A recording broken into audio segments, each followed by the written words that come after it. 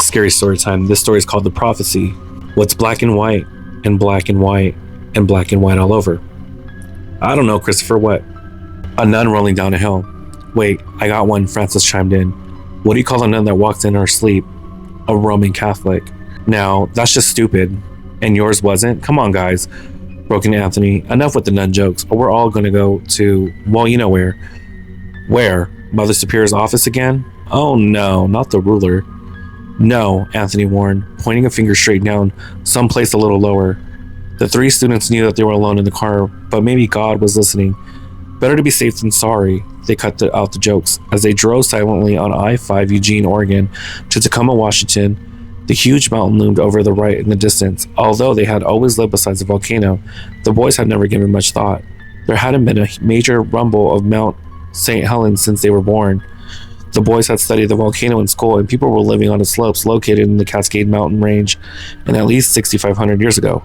About 1500 BC, a major eruption buried anyone and anything under deep deposit of pumice. Natives have avoided the volcano for 2 millennia, but the time that Lewis and Clark expedition reached the Pacific, Klickitat, Upper Chinook, Klickitat, Tanapan, and Cowlitz tribes had been settling its foothills for about thousands of years.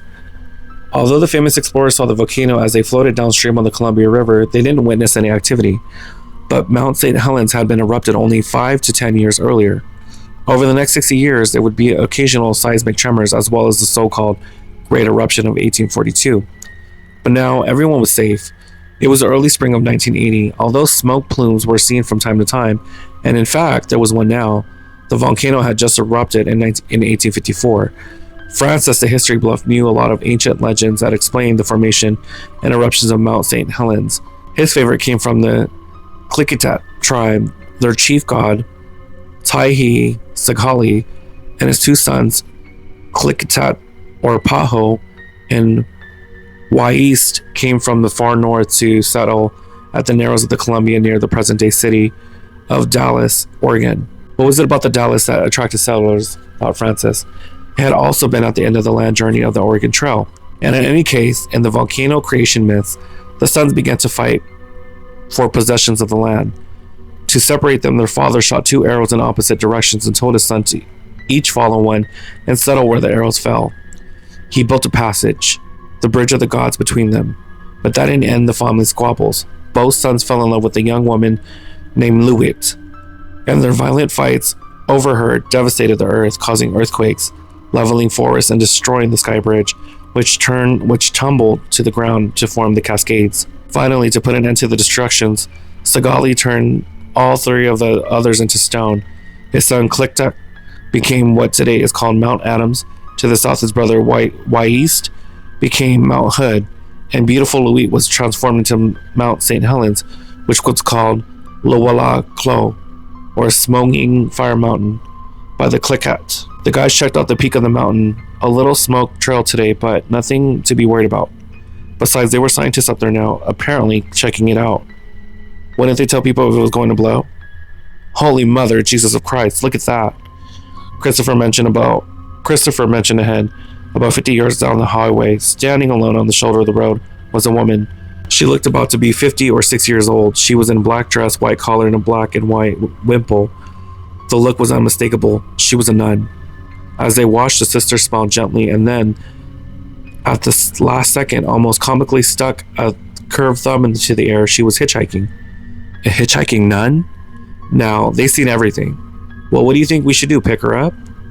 You have to, dude. She's a nun. Isn't this the kind of rule that we have to stop to help her out? Do you think she's really a nun? Do you think we can risk it if she's not? What if we leave her standing there? And then, I don't know, someone finds out? I told you we shouldn't have been telling these type of jokes. All right, everybody, take a deep breath. Christopher warned as he slowed the car. Best behavior, we're going in. A slight pause, and then all 3 started bursting out laughing. A Star Wars quote. Nice touch, Chris. How about this one? I have a very bad feeling about this. Luke, use the Force. They were still chuckling as the car came to a halt. Polite to a fault, all 3 boys stepped out of the car. Francis spoke up first. May we offer you a ride, sister? We're only going a few miles up the road just to Tacoma. When she spoke, they were surprised to hear such a soft voice, not stern like the teachers at school. Tacoma would be fine, thank you. Francis, realizing that he had been riding shotgun, opened the front passenger door for the sister. When she was inside, he closed the door carefully and hopped in the back with Anthony. Where are you boys heading? To Balamine Preparatory? Balamine? The three guys thought.